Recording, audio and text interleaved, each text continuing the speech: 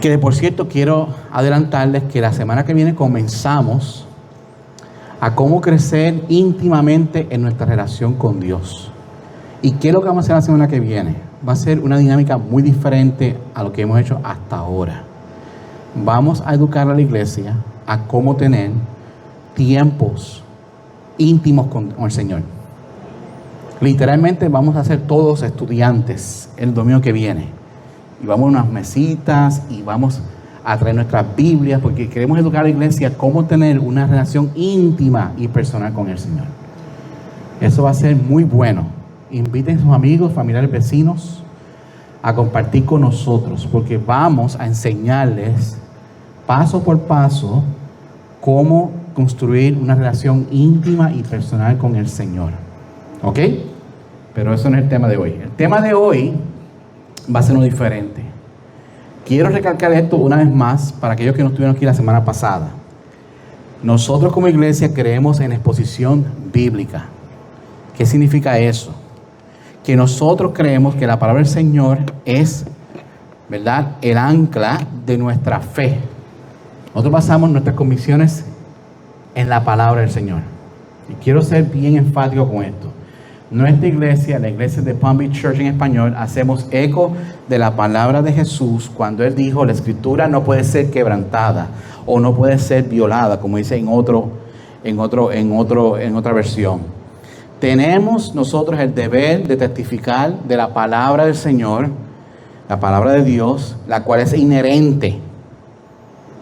La palabra de Dios es inherente y en sí misma y es infalible en su objetivo.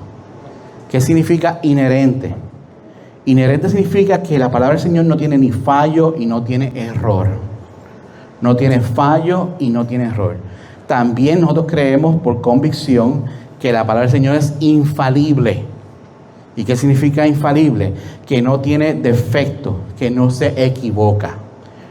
Nosotros este año habíamos enseñado a la iglesia que todas las escrituras, que todos los libros se comunican entre sí.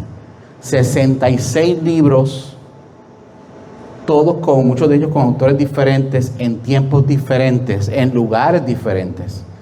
Fueron escritos y todo lo que dice la escritura no se contradice ni con una ni con la otra. Y eso es lo que nosotros creemos como iglesia. Ahora, por esto, la Biblia es digna de confianza, suficiente, autoritaria para la iglesia del Señor. Nosotros aquí necesitamos otro libro que apoye la palabra del Señor. Que no se confunda con lo que dije ahora, que nosotros no leemos libros de devocionales, ¿verdad? O libros que se enfocan en un tema en específico. Pero si ese libro que se enfoca en algo específico, el autor le escribe para decir, de ahora en adelante, este es el libro que sustituye la palabra. Y ustedes saben que ese libro aquí no lo vamos a leer, ¿verdad? Aquí solamente leemos la palabra de Dios. Nuestra doctrina está basada en la inspiración, la infalibilidad, la inherencia de la escritura, en la cual nuestra fe cristiana se sustenta. Y eso es bien importante. Y es necesario que la estudiemos, que la creamos, que la enseñemos según las revelaciones de Dios a través de su Espíritu. Eso es lo que nosotros creemos como iglesia. Eso es lo que creemos aquí como discípulos de Jesús, como creyentes, como miembros de esta iglesia. Que la palabra de Dios es literalmente nuestra base. Porque esa es su palabra. Amén. Y qué bueno que estamos hablando de eso, porque hoy, esta mañana, vamos a hacer eco de eso en el último libro, ¿verdad?, de la Biblia, que es el libro de Apocalipsis. El libro de Apocalipsis. Este libro es tan poderoso y esta mañana vamos a estar escuchando o leyendo acerca del mensaje final para la iglesia de Cristo.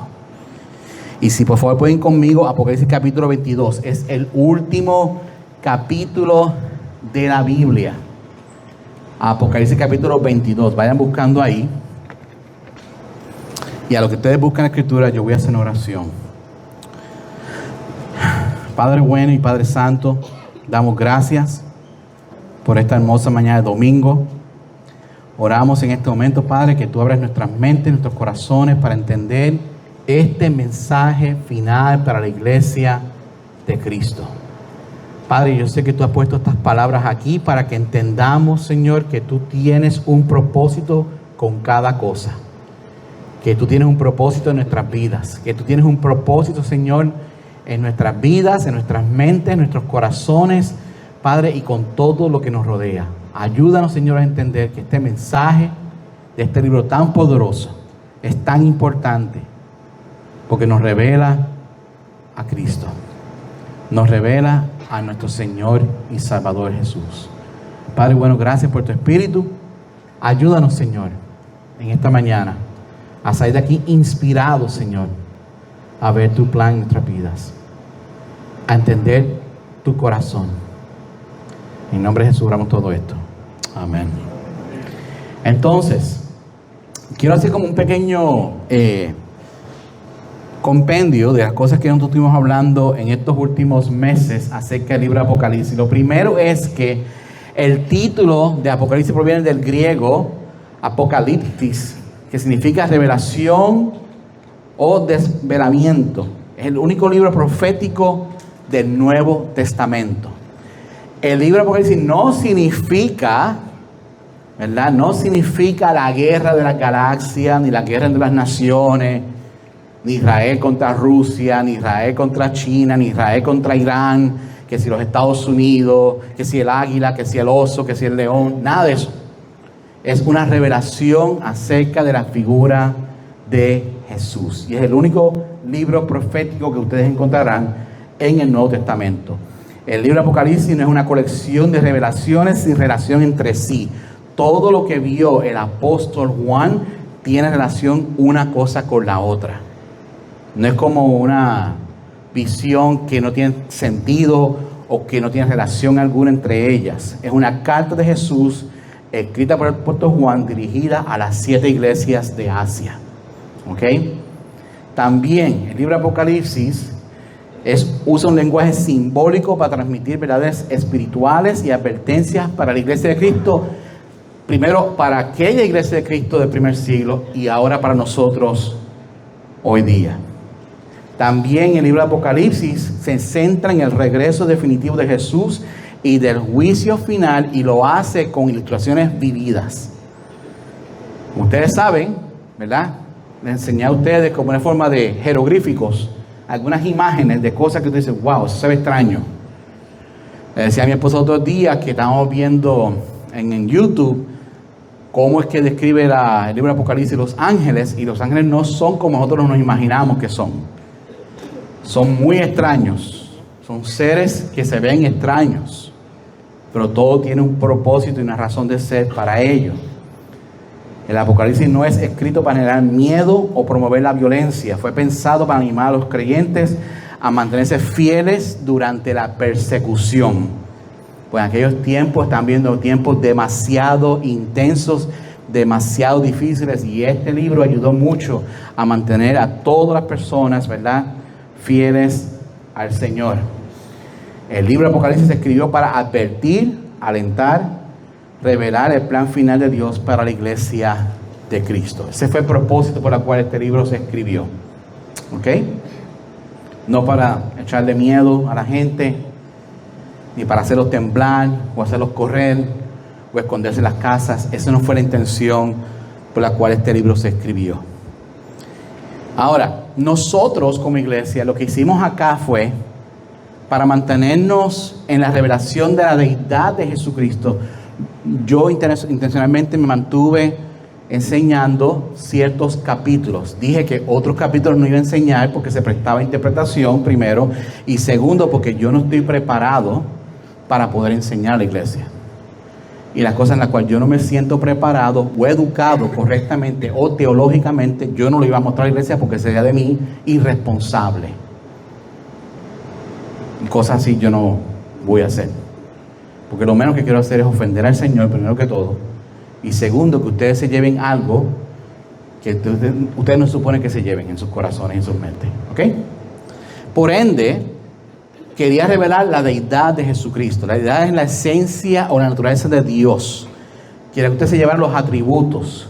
¿Cuáles son los atributos de Cristo? Las características, su soberanía sobre la creación, entendiendo que Dios es un Dios omnipotente, omnisciente y omnipresente.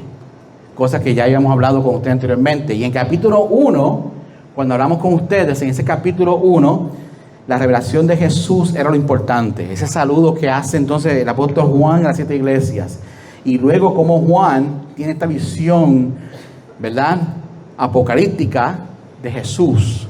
Tanto así que ¿qué pasó con Juan cuando vio a Jesús? ¿Qué pasó él? Se desmayó. Se desmayó porque fue impactante lo que Juan vio en la figura de su maestro, de su Señor. De capítulos 2 y 3 enseñamos a la iglesia, ¿verdad?, el mensaje a las 7 iglesias. ¿Alguien se acuerda del nombre de las 7 iglesias?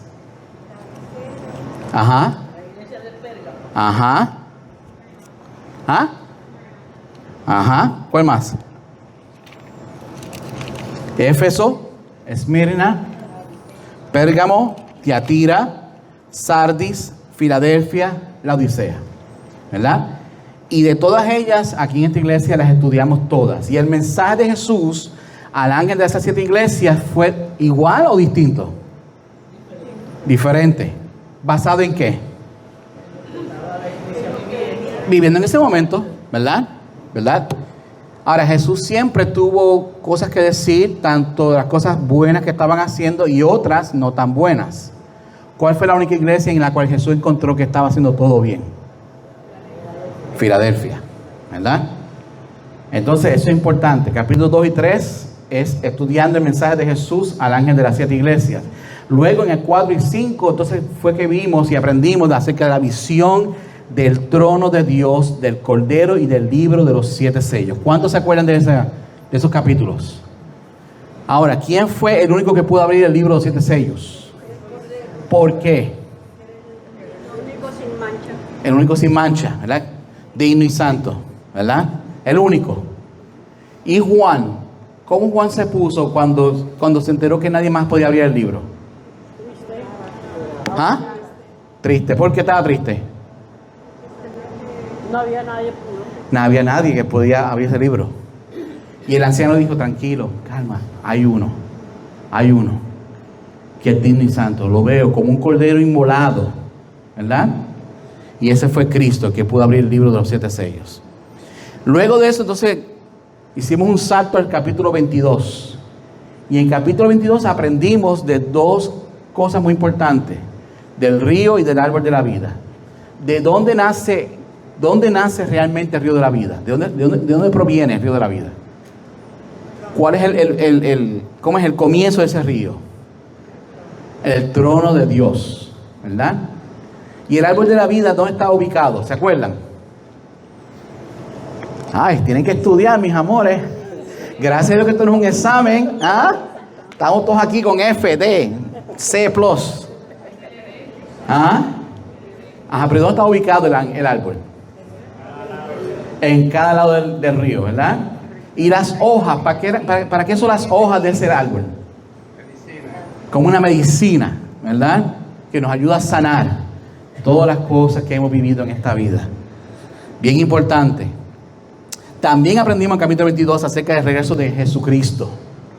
De cómo va a ser ese regreso de Jesús a nosotros. Y hoy, esta mañana, vamos a estudiar, vamos a aprender acerca del testimonio, la invitación, la advertencia y la oración final. Todo eso como algo final. Si yo fuera a morir ahora y yo voy donde Alejandro y le digo unas palabras, ¿cuán importantes son esas palabras para mí y para Alejandro? Muy importante.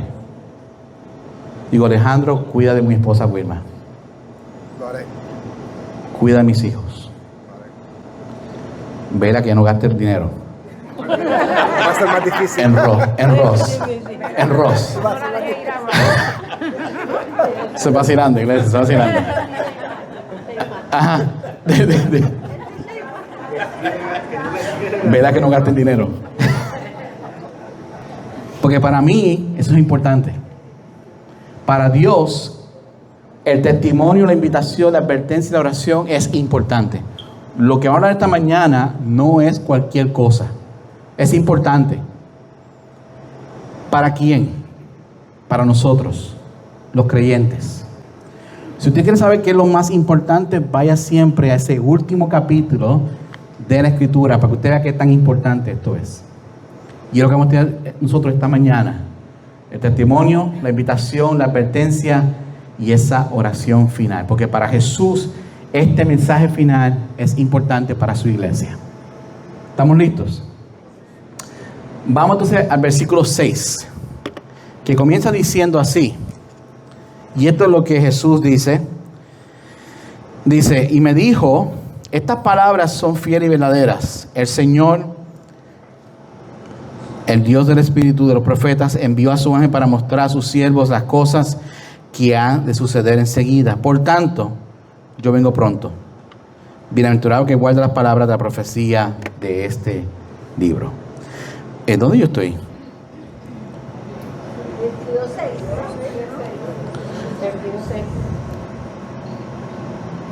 Sí.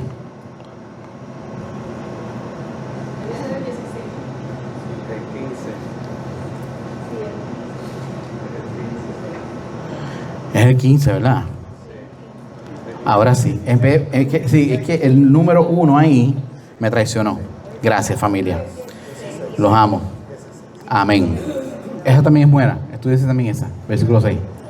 Pero esta: yo, Jesús, he enviado a mi ángel a fin de darles a ustedes testimonio de estas cosas para las iglesias. Yo soy la raíz y la descendencia de David, el lucero resplandeciente de la mañana. Bueno, vamos a empezar por ahí. Estas palabras son importantísimas porque este es el testimonio final. Este es el testimonio final de Jesús. Y estas palabras que acabo de leer ahora, de forma correcta, ¿verdad? Es Jesús diciéndolo literalmente al apóstol Juan. Yo, Jesús, he enviado a mi ángel a fin de darle a ustedes testimonio de estas cosas para las iglesias. No para los inconversos, no para el mundo, no para el enemigo, no para Satanás. No, este mensaje va directamente para las iglesias. Yo soy la raíz y la descendencia de David, el lucero resplandeciente de la mañana. Ahora, este testimonio de Jesús es la revelación de su propia deidad. De la propia deidad de Jesús. Esto es Jesús hablando diciendo: este es quien yo soy. Y yo he revelado mi propia deidad, demostrando que yo soy el que ha de venir. Y la misión, ¿verdad?, de esa deidad viene acompañada de lo que Dios había prometido a sus primeras criaturas, de quién iba a salvar al mundo. ¿Qué dice Génesis 3:15? Lo hemos enseñado aquí varias veces. ¿Qué dice Génesis 3:15? ¿Qué nos enseña Génesis 3:15? Aquí lo puede leer. Eso es muy importante porque miren, aparte de Juan 3:16, Génesis 3:15 es la primera vez donde se menciona que alguien vendrá a salvarnos. Aquí lo puede leer. Pondré enemistad entre tú y la mujer, y entre tu simiente y la de ella. Tu simiente te aplastará la cabeza, pero tú le morderás el talón. Exactamente. Entonces, alguien vendrá para aplastar la cabeza de la serpiente. Que aunque la serpiente pueda morder el talón, que fue lo que pasó en la cruz, la realidad es que Jesús vendrá a aplastarle la cabeza a la serpiente. Y es la primera vez en la Escritura donde se habla de que un Salvador vendrá al rescate de nosotros. Jesús está dando un testimonio de estas cosas. Esa es su misión. El cumplimiento de la profecía. Jesús es el cumplimiento de la profecía de quien ha de venir. ¿Quién puede leer, por favor, Lucas capítulo 4, del 17 al 21? Lucas 4, 17 al 21. Le dieron el libro del profeta Isaías y abrieron el libro, halló el lugar donde está escrito: el Espíritu del Señor está sobre mí, porque me ha ungido para anunciar el Evangelio a los pobres. Me ha enviado para proclamar libertad a los cautivos y y la recuperación de la vista a los ciegos, para poner en libertad a los oprimidos, para proclamar el año favorable del Señor. Hasta ahí. ¿Y quién es? ¿Y quién de quién se habla en esa escritura? Ese es Jesús. Ese es Jesús. En Juan 14, versículo 6 dice esto. Dice, Jesús le dijo, yo soy el camino, la verdad y la vida. Nadie viene al Padre sino por mí. Si ustedes me hubieran conocido, también me hubieran conocido a mi Padre. Desde ahora lo conocen y lo han visto. Jesús está diciendo, yo soy el camino, la verdad y la vida. Y nadie va a ir al Padre si no es a través de mí. Hay un solo camino, iglesia. Hay una sola verdad. Hay una sola vida. No son 10, no son 20, no son 500 las opciones que hay para ir al cielo. Es solamente una. Y ese es Jesucristo. Él es el que trae testimonio de todas estas cosas. Él es la misión, Él es el cumplimiento de la profecía, porque en ese momento, que lo que acaba de leer Julia ahora, en ese momento Jesús dice, y en este momento se acaba de cumplir lo que dijo el profeta, conmigo. Y Él también dice, yo soy el propósito de Dios. Yo soy el que ofrezco la vida eterna. Y se hace a través de Él. Sus enseñanzas, sus obras, solamente lo que hace es que hace vivo el hecho de que nos muestre que Él es el Hijo de Dios, el Salvador del mundo, como dice en Juan 8, versículo 12. Dense en cuenta, iglesia, que yo he buscado esta escritura para que ustedes vean que esto no es solamente, ¿verdad?, una cosa imaginaria, como muchas personas pretenden hacer. Esta es la realidad de lo que es Jesús. Juan 8, versículo 12 dice lo siguiente. Jesús les habló otra vez diciendo, yo soy la luz del mundo, y el que me sigue no andará en tinieblas, sino que tendrá la luz de la vida. La luz de la vida.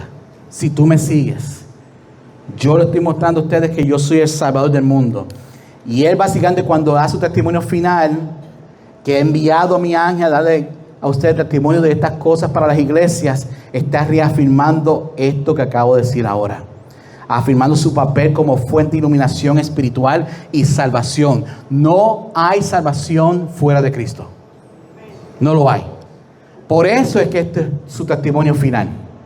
Ahora, luego dice, yo soy la raíz y la descendencia de David, el lucero resplandeciente de la mañana. Y cuando él dice eso, que él es descendiente de David, hace o afirma algo que es muy importante para nuestra fe cristiana, porque cumple las profecías mesiánicas del Antiguo Testamento y establece de una forma legítima a Él como el Rey y el Salvador prometido. ¿Dónde está eso? ¿Qué escritura podemos nosotros utilizar para reafirmar lo que yo acabo de decir ahora? Eso está en 2 de Samuel, capítulo 7. Siempre que leo Samuel me acuerdo de Mike Gallego. Siempre que leo el libro de Samuel me acuerdo de mi amigo y hermano Mike. Para aquellos que quieran conocer más el Antiguo Testamento, pueden hablar con Mike. Excelente maestro. 2 de Samuel capítulo 7, versículos 12 al 13, dice esto. Cuando tus días se cumplan y reposes con tus padres, levantaré a tu descendiente de ti.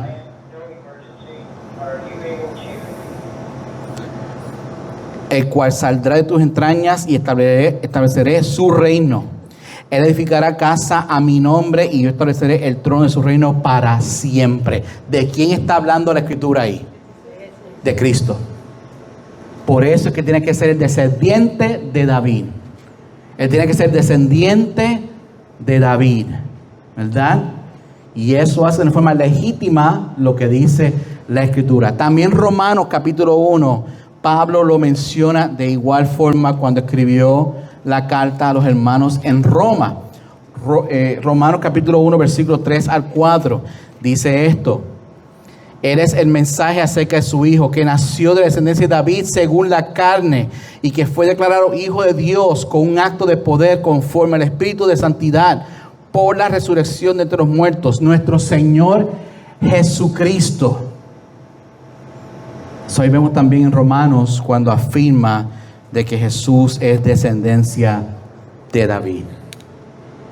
Ahora, también dice la Escritura aquí, Jesús mismo diciéndose, yo soy el lucero resplandeciente de la mañana. ¿Y qué significa eso? Que Jesús es la fuente, la luz suprema de luz y esperanza para la humanidad. La estrella de la mañana, ¿cuántos que se levantan bien temprano en la mañana? Para salir al trabajo, a una cita médica, lo que sea. Si miran al cielo, hay como que una estrella que brilla más que todo lo demás. ¿Cuál planeta es ese? ¿Ustedes saben? Venus. Sin embargo, en aquel tiempo no la llamaban así. Esa es la estrella resplandeciente de la mañana. Ahora, cuando vemos a esa estrella, esto representa la promesa de un nuevo comienzo. Porque Dios hace nueva todas las cosas. Porque Dios hace nueva Todas las cosas. todas las cosas, ¿verdad?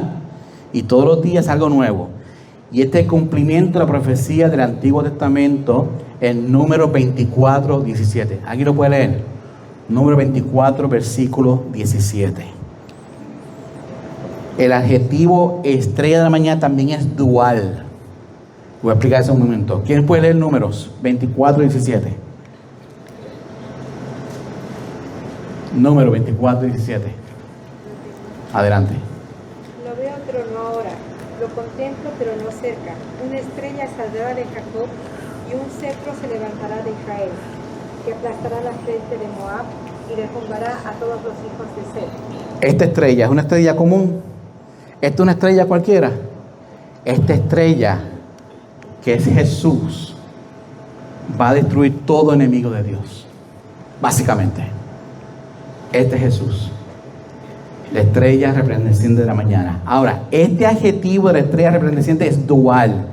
Jesús encarna la luz y la esperanza. Sin embargo, este término también se asocia con Satanás. Y eso está en Isaías 14, versículo 12. Porque acuérdense que Satanás, antes de ser Satanás, ¿era quién? Era Lucifer. Y Lucifer significa ángel de luz. Y ese término se aplicó primero a Satanás. Pero la verdadera estrella de la mañana, ¿quién es? Jesús. Jesús. Y eso es muy importante entenderlo. Porque aunque sea un término dual, en otras palabras, se le aplicó a Satanás también, él no es la verdadera estrella de la mañana. La verdadera estrella de la mañana es Jesús. Por eso que es importante cuando le damos el testimonio final, entendamos de quién estamos hablando. Este testimonio que Jesús dice, yo Jesús, es como Él firmando el libro. Es como Él firmando la palabra del Señor. Este libro que tenemos acá. Cuando Él está firmando este libro, dice, yo Jesús, he enviado a mi ángel a fin de darles a ustedes testimonio de estas cosas para las iglesias. Yo soy la raíz y la descendencia de David, el lucero resplandeciente de la mañana. Este libro, iglesia, entienda algo. Esto es palabra del Señor. Y Él lo reafirma. Es una afirmación de que cuando su palabra se lee, de cuando su palabra se escribió, no fue un hombre, fue Jesús mismo. Fue Dios mismo para su iglesia. Por eso es que es tan importante ese último testimonio. Pero ¿qué más? Hay también una invitación final.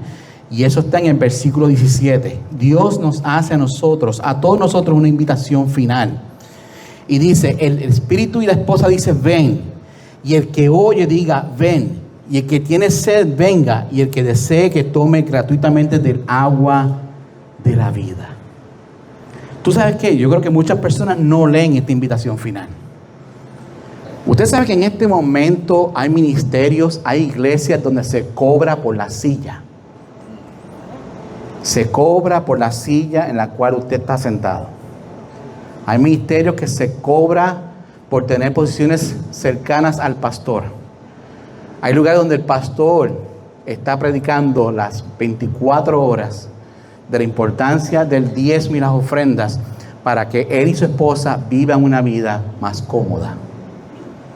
Y todo lo enmarcan en el dinero. Sin embargo, esto es gratuito. Y en esta invitación final la gente no lo está leyendo. Hay muchos lugares donde supuestamente se predica un evangelio del Señor y al mismo tiempo están cobrando con la otra mano. Hay que tener tanto cuidado porque ese evangelio es falso. Él ya te dijo que tome gratuitamente del agua de la vida. Pastor que le predica a ustedes acerca de usted dar para recibir, pastor que está cometiendo un sacrilegio y es una falta hacia nuestro Señor, porque ya Él pagó con su sangre para darnos vida a todos. En 2 Pedro capítulo 3 versículos 8 al 13 dice algo muy importante. Lo voy a leer. 2 Pedro capítulo 2 versículo 13 dice: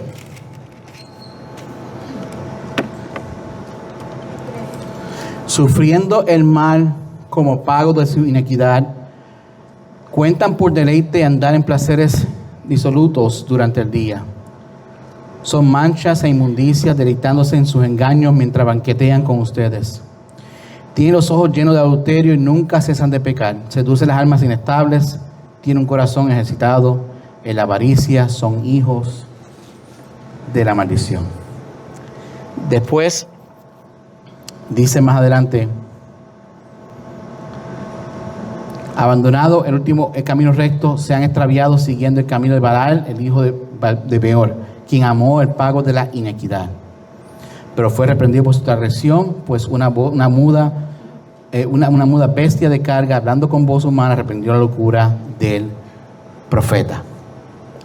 Vamos a tener entre nosotros personas, iglesia, y van a haber personas que estarán haciendo el mal, que estarán haciendo mucho daño. Y nosotros tenemos que orar tanto, como dice en el versículo 8, dice de aquí mismo de 2 Pedro capítulo 3 versículo 8. Acá: pero amados, no ignoren esto, que para el Señor un día es como 1000 años y 1000 años como un día. El Señor no se tarda en cumplir su promesa, según algunos entienden la tardanza, sino que es paciente para con ustedes, no queriendo que nadie perezca, sino que todos vengan al arrepentimiento. Pero el día del Señor vendrá como ladrón, en la cual los cielos pasarán un gran estruendo, y los elementos serán destruidos con fuego intenso, y las tierras y las obras que hay en ellas serán quemadas. Puesto que todas estas cosas han de ser destruidas de esta manera, ¿qué clase de personas no deben ser ustedes en santa conducta y en piedad, esperando y apresurando la venida del día del Señor, en la cual los cielos serán destruidos por el fuego y los elementos se fundirán con intenso calor? Pero según su promesa, nosotros esperamos nuevos cielos y nueva tierra, los cuales moran la justicia. Y está hablando ahí de ese día del Señor, de ese día del Señor que llegará pronto, que llegará pronto. ¿Y qué dice la Escritura que tenemos que hacer nosotros? Tenemos que esperar y apresurar para que ese día del Señor llegue. Y eso mucha gente ha estado orando para que ese día se acerque. Yo estoy seguro que muchos de nosotros se sienten como es algo contradictorio, pero la realidad es que la única solución a todo lo que estamos viviendo es Cristo. Es la única solución. No va a haber presidente, no va a haber líderes mundiales, no hay un alcalde, un gobernador, no hay un líder mundial que pueda arreglar lo que es inevitable. Solamente Dios lo puede hacer. En 1 Pedro capítulo 2 versículo 9 al 11 dice esto: Dice: amados, les ruego como extranjeros y peregrinos que se abstengan de las pasiones carnales que combaten contra el alma. Mantengan entre los gentiles una conducta irreprochable, a fin de que en aquello que calumnian como malhechores, ellos por razón de la buena sobre ustedes, al considerarlas, glorifican a Dios en el día de la salvación. Nosotros somos peregrinos y extranjeros. Nosotros no podemos vivir entendiendo que estamos atados en este mundo. Nosotros no somos de este mundo. Nosotros no pertenecemos a este sistema. Hemos sido comprados con sangre, iglesia, para vivir con el Señor. Somos peregrinos extranjeros. ¿Por qué digo esto? Porque el espíritu y la esposa dice ven, y el que oye dice ven. Yo no escucho creyentes diciendo Jesús ven pronto, porque estamos atados aquí. Estamos atados en esta vida y a todo lo que nos rodea. Y lamentablemente nosotros, en esta atadura que tenemos en la carne, las cosas que estamos nosotros supuestamente comprometidos, y muchas veces no entendemos que todo esto es pasajero. Es como yo le decía otro día a un compañero mío de la lucha que tengo en mi trabajo. Como gerente de una tienda, hay muchas cosas que uno hace y nosotros tomamos decisiones todos los días en base a las cosas que vemos y construimos cosas, hacemos cosas. Y él está diciendo a este compañero: ¿qué cosa? Que todo lo que estamos haciendo en 1000 años no importa. Nada de lo que estamos haciendo ahora en 1000 años importa. Nosotros estamos aquí como peregrinos y extranjeros. Y la esposa, que es la iglesia, debe decir ven, ven. Necesitamos que vengas.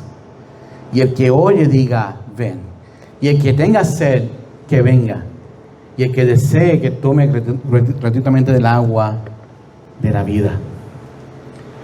En Juan 4, versículos 10 al 26, no lo vamos a leer ahora, pero ustedes saben la historia de la mujer samaritana, ¿se acuerdan? La mujer que estaba al lado del pozo. ¿Cuál fue la interacción que tuvo Jesús con esa mujer? Le pidió agua. ¿Verdad? Le pidió agua. ¿Y qué le dijo la mujer? Como él siendo Exacto.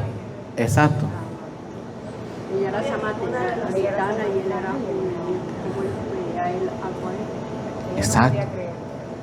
Y que ella no puede creer que está pidiendo agua, ¿verdad? Porque siendo judío y siendo samaritana.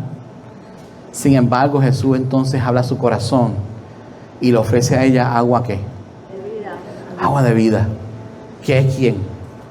Él mismo.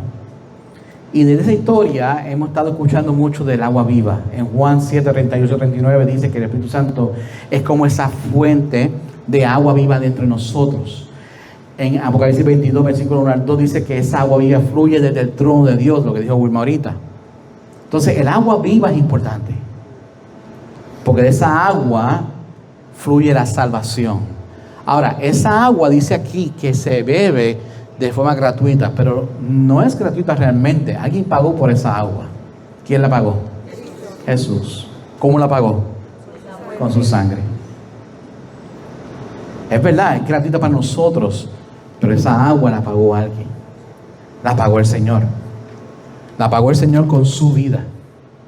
Así que el Espíritu y la esposa dicen ven, y el que oye diga ven, y el que tiene sed venga, y el que desee que tome gratuitamente del agua de la vida. Ahora, también nos da a nosotros una advertencia final. Este libro nos da una advertencia final, y es importante que nosotros entendamos qué significa esta advertencia. Yo testifico a todos los que oyen las palabras de la profecía de este libro: si alguien añade a ellas, Dios traerá sobre él las plagas que está escrita en este libro. Y si alguien quita las palabras del libro de esta profecía, Dios quitará su parte del árbol de la vida y de la ciudad santa descritos en este libro. Wow. Miren, vamos a hablar cosas como son. Hay religiones en las cuales manipularon las escrituras, cambiaron y torcieron las escrituras para su propia conveniencia. Las escrituras aquí están muy claras. No podemos quitar y no podemos añadir.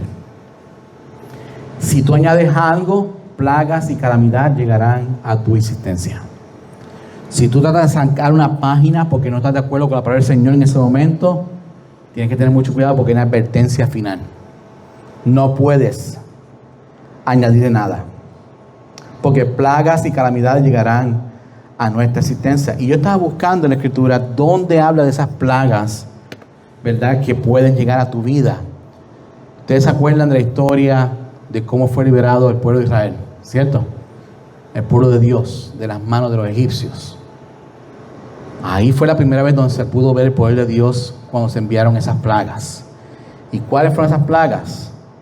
Hubo sangre en vez de agua, ranas, piojos o mosquitos, enjambre de moscas, peste en el ganado, llaga, granizo y fuego, langostas, oscuridad y muerte de los primogénitos. Hay mucho ahí.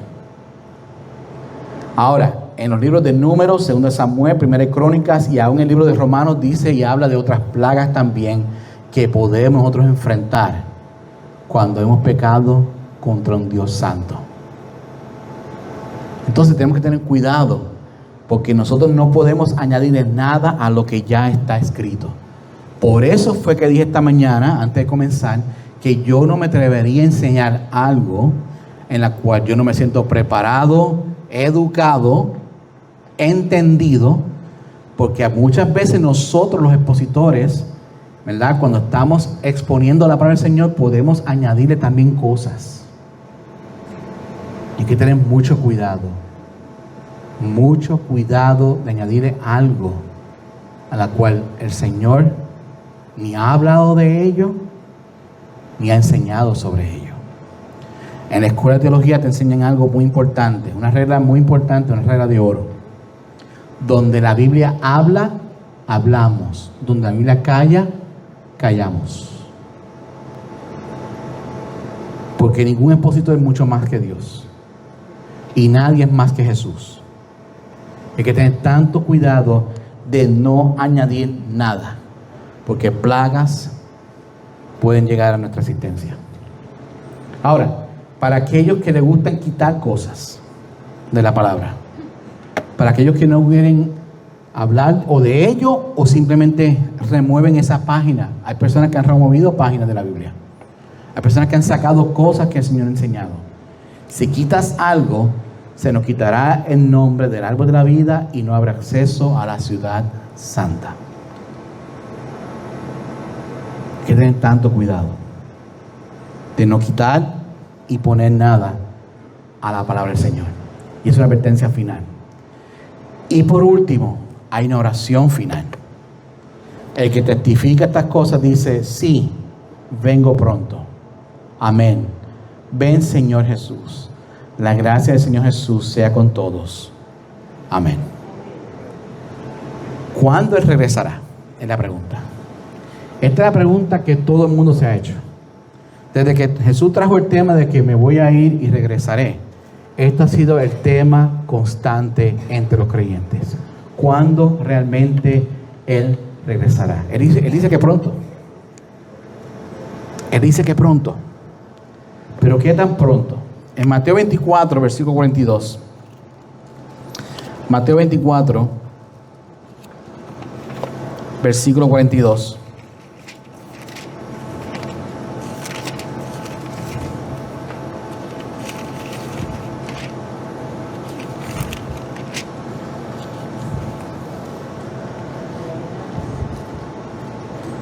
Dice: por tanto, velen, porque no saben en el día que viene su Señor.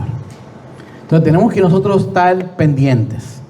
Tenemos que estar en vela, porque Él, bueno, aquí dice que no sabremos el día que viene el Señor.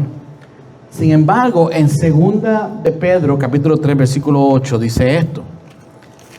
2 de Pedro, capítulo 3, versículo del 8 al 10 dice esto: pero amados, no ignoren esto, que para el Señor un día es como 1000 años y 1000 años como un día. El Señor no se tarda en cumplir su promesa, según algunos entienden la tardanza, sí que es paciente para con ustedes, no queriendo que nadie perezca, sino que todos vengan al arrepentimiento. Pero el día del Señor vendrá como un ladrón, en la cual los cielos pasarán un gran estruendo y los elementos serán destruidos con fuego intenso, y la tierra y las obras que hay en ella serán quemadas. Dice que vendrá como ladrón en la noche. Los ladrones dejan saber cuándo van a robar. No, ellos no dejan saber. Vendrán de una forma sorpresiva. Pero no solamente eso, también nos dice la Escritura que para el Señor un día es como 1000 años y que 1000 años es como un día. ¿Cuántos días realmente han pasado según nuestro calendario? Como 2 o 3 días. Eso es todo lo que ha pasado. Para la humanidad le ha costado miles de años. Para Dios, Dios está fuera del tiempo. Dios vive fuera de este tiempo y de este espacio. Por eso es que nuestro Dios es santo, porque Dios, al ser santo, está fuera de todo lo que ha sido creado. Y Él no vive en el espacio y en el tiempo que tú y yo vivimos. No vive en ese lugar. Así que para Dios no ha pasado realmente mucho tiempo. Pero sí, Él dice, yo vengo pronto. Quizás tú lo vas a ver acá en vida y quizás no. Quizás lo vas a ver cuando tú duermas y seas levantado para irte con Él. Sin embargo, dices, amén, ven, Señor Jesús. Y ese debe ser el deseo más grande de una iglesia. Que Jesús venga. Que Jesús venga. El hecho de nosotros querer pasar tiempo con nuestro Señor y Creador, con nuestro Salvador, ese debe ser el deseo más grande que un creyente debe tener. Más allá de todo, es ese. Estar con Cristo. Estar con Él. Sí, ven. Amén. Amén. Ven, Señor Jesús. Ahora, en el deseo, como termina este libro no terminó diciendo, le deseo a todos prosperidad, le deseo a todos ustedes salud, le deseo a todos ustedes una vida llena y plena. Dice, no. El deseo más grande que dejó Jesús puesto en este libro fue que la gracia del Señor Jesús sea con todos. Amén. ¿Ustedes se acuerdan el caso de Pablo? Pablo oró 3 veces al Señor. Quítame esto, por favor. Quítame este aguijón que me duele. ¿Y qué le dijo el Señor? Mi gracia es tu suficiente. La gracia es lo más importante. La gracia, Señor, es todo lo que usted y yo necesitamos. Como así el apóstol Pablo también oró. ¿Qué más se necesita? Nada más, su gracia. Y termina el libro diciendo amén. Como diciendo que así sea. Que esa gracia del Señor esté con todos nosotros. Nada más se necesita. Solamente su gracia. En el momento que nos presentemos ante el trono de la gracia, que queramos pretender traer una canasta llena de obras, decir, aquí está, Señor, mis obras. Y Dios va a decir, saque, pon tu canasta abajo. Lo más importante es mi gracia. Eso es todo. La gracia que he tenido contigo. Señor, no fui perfecta, no importa. Mi gracia es suficiente. Señor, te fallé muchísimas veces, no te preocupes, tranquilo. Mi gracia es suficiente. Padre, muchas cosas me pasaron en esta vida y muchas veces caí. No te preocupes, tranquila. Mi gracia es suficiente. Su gracia es suficiente. Y así se terminó de escribir este libro. Con estas 4 cosas tan importantes, finales, pero muy importantes. Yo quiero terminar hablando de la historia del apóstol Pablo. Los libros de historia todavía no ubican cómo fue que Pablo realmente murió.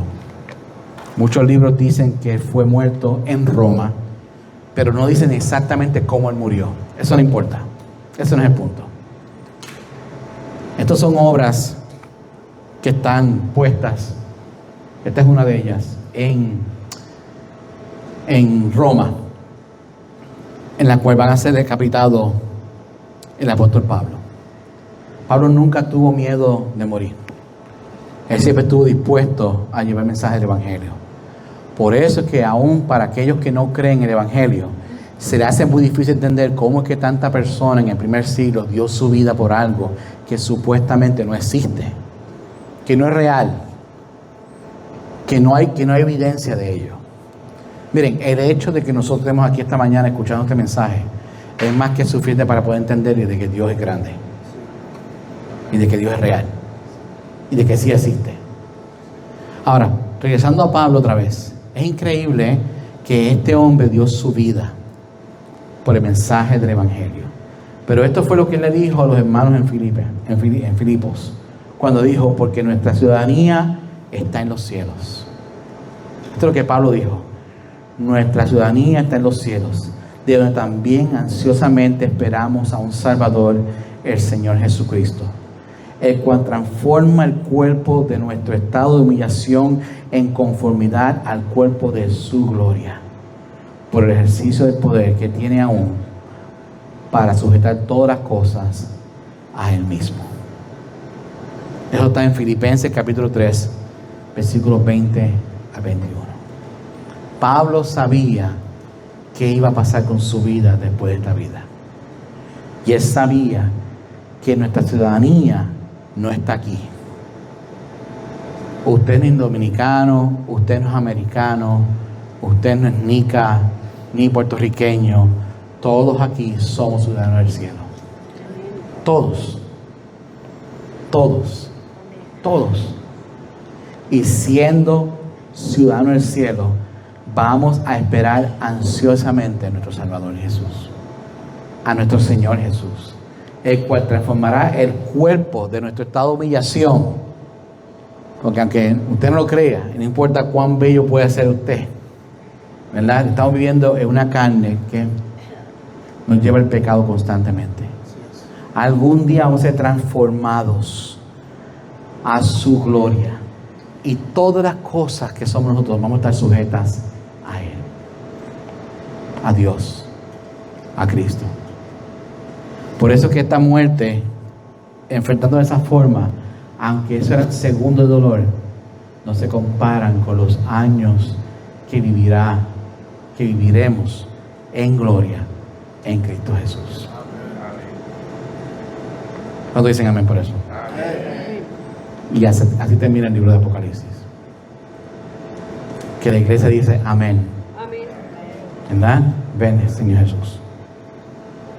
Bueno, con eso tenemos 3 preguntas. Vamos a tomar un tiempo para